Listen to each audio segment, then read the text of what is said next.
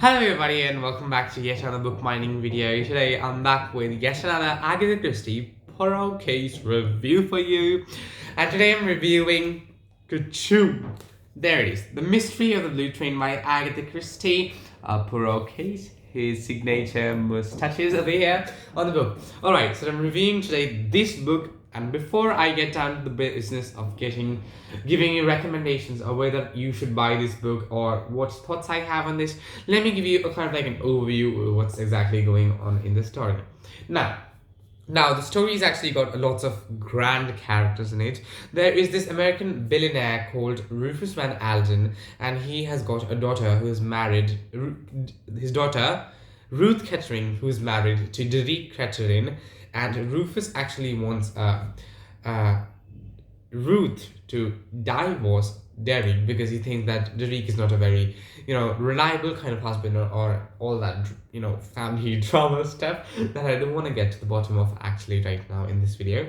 So he actually wants Ruth to divorce Derek, but then Ruth is kind of like that jolly, plump kind of lady, as my imagination tells me, who does not want to get down to that all that sad business of getting a divorce and everything. Okay, so just like putting his father off, as much as she can. And then Rufus is actually comes up to Ruth with a gift of some very, very precious gemstones, which Ruth happily accepts. And then all of a sudden she gets in touch with her old lover called the Comte de la Roche, and then she decides to meet the Comte and go to Nice. The Comte is actually the person that Rufus actually separated Ruth from in the past because he thought that the Comte was a very sketchy character. But then they all of a sudden get into touch, Ruth and the Comte, and then Ruth decides to travel with her rubies to Nice on board the Blue Train, which is one of the most luxurious trains, okay, in the time that the story is set, as the book says. Alright, so she's traveling to Nice, but before she reaches Nice, and when the train actually reaches Nice, and the guard attempts to wake up Ruth Kettering from her sleep, she does not wake up. Yes, she's murdered, okay. So she's murdered before she reaches Nice, and then her rubies are also found stolen. Now, the first suspicion that goes on the case is that the rubies were stolen and Ruth actually caught the murderer in doing so or other, and then she was murdered. But then, of course, some certain events in the story tell that it's actually murder. And kind of like it's also connected to the gemstones, but then it's actually not connected to the gemstones. So it's the duty of Hercule and the Nice police and commissionaire to get down to the bottom of this mystery, and so they are doing so. Now, whether I like this story or not. Now, I'll give you a very honest opinion about the story, and I think this video is going to be really kind of like that mono kind of thing, and I'll try to keep it short, but then I'm also going to tell you that this story is one that I do not recommend at all, and I did not like it at all, okay? Why? Let me just tell you some reasons now. First of all, Hercule is not center spotlight in the story over here. He's actually just that kind of like assisting hand to the Nice police over here, and he's not kept center spotlight, which I actually hated over here, because I really want to see Hercule in center, working just as he does in every single other story. So basically, because he's not center spotlight, you can also not see, Hercule's fantastic ways of working and get down to the bottom of the mystery. And that's actually what I did not like about the story at all. Another thing which I don't like was the setting. Although the setting is very pleasant, it's Nice in France over here, but in the story is actually a murder mystery, and murder mystery I prefer cozy settings, okay, because I think it's really interesting to work and read stories that are set in cozy settings, cozy in the sense small, concise settings, okay. But Nice over here is taken as the entire set, okay, of the story, and in every single chapter you're introduced to a new place, which I actually do not like in the things. Although it's very nice to go through different places, but then of course in murder mystery you want a particular setting that you can focus on and actually kind of like work with Hercule Poirot through the story, which is very, nice with Agatha Christie's book. But this setting is like totally vast, and you like kind of like are lost sometimes, like where they actually are or the other, because there's always like new places that are coming up and like lots of new characters, which I actually don't have, I think, they actually don't have any relevation with the story. But then there's of course like some, they're always shown as like mistakes, in the investigation that come up. So yeah, that's another thing over here. Now, other thing that I think is the biggest con of the story is that the storyline is not flowing at all. Okay, so in the story, there's of course like there's also narrator work. There's basically like narrator work over here from a third person, and actually like every single person is being trying to.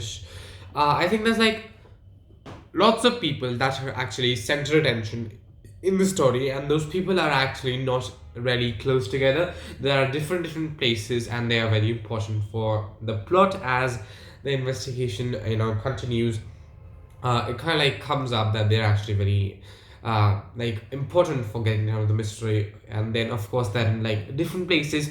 So like one chapter is set, of course, suppose, okay, I'm saying, in some kind of like the beach in Nice, and the other chapter is like in some English countryside.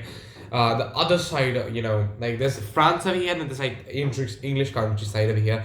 So it's very abrupt in some cases over here, because the setting is actually changing very frequently, and so is like different things over here. It's like a lot of characters are being introduced in the story unnecessarily as well, which is not one thing that I like in murder mysteries. I think that cozy characters and cozy settings, which is less characters and less setting, is always the best murder mystery in my opinion. Okay, that's really my opinion, and that's why I actually don't like the story that much. Okay, and yes, that's basically some points that because of which I did not like this story. And I'm finally coming down to the solution. This book is actually how many pages?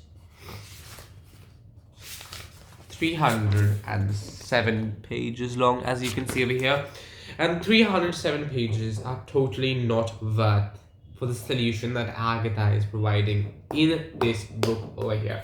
I think the solution that is provided over here is just like horrible over here, you can say, because it is something I believe that an author will write when he thinks that the story is not coming out very well, and she thinks that he or she thinks that he's not well executed the plot and investigation, and so it's that kind of solution to just like get rid of the story and just like finish this book. One would write when he thinks that the story is already very bad. So let's just not like waste time on the solution. Let's like come out with something random and just like finish this book and get on with the next book. It's something. The solution is actually telling its own story over here. The story that I just narrated to you. So now the solution covers the solution. I think it's not good at all. It's not at all based on facts, and it really kind of like relates, because the investigations are also very random, and like there's a lot of going on in the story. Okay, there's a lot which is actually very irrelevant, and like lots of irrelevant events are going on in the story. So you really are like lost, and middle of the story you get really bored because you just don't see the case unfold. Okay. Like it actually does. Like there's no revelation. There's of course revelations, but they're like not satisfactory and give you that feeling that actually Hercule is working out and coming one step closer to the mystery's solution.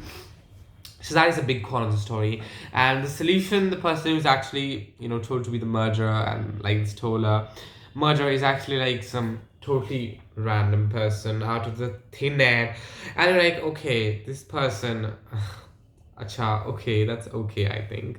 This person is the murderer, but then you're like, yes, that's the thing. He was also with, Ruth that day, so yeah, maybe he's the murderer. So it's very like the kind of like weird kind of ending. Not like weird, a very vague kind of ending, I'd call it. And that is the biggest con of this story, because you're like really down and dumb for like 300 pages for coming down to the bottom of that mystery to reading that one word of who is the murderer. You really want a good solution to the story, which Agatha has not provided in the story at all. And now coming down, I do not recommend this book at all. Okay, read it if you are a person who is actually reading every single Agatha book, but then keep it to the end, because there's a ton of good books, I'd say, from Agatha, and this is Not one of those at all, okay? Not even close. It's a bad one. Yes, that's it. It's not good. I do not recommend it. And out of a 10, I'll give this one, yeah, a 4 out of 4.5 out of 5, 10. Just because I think the characters are very good and the idea was very good, but then it was not well executed. And yes, here we come to an end to this video. I hope you guys enjoyed. If you did, make sure to subscribe, like, and turn on post notifications so that you get notified every single time I upload, and share this video with every single person you know who reads Agatha Christie and needs some serious advice on getting some Agathas. Okay, bye till the next video. 2.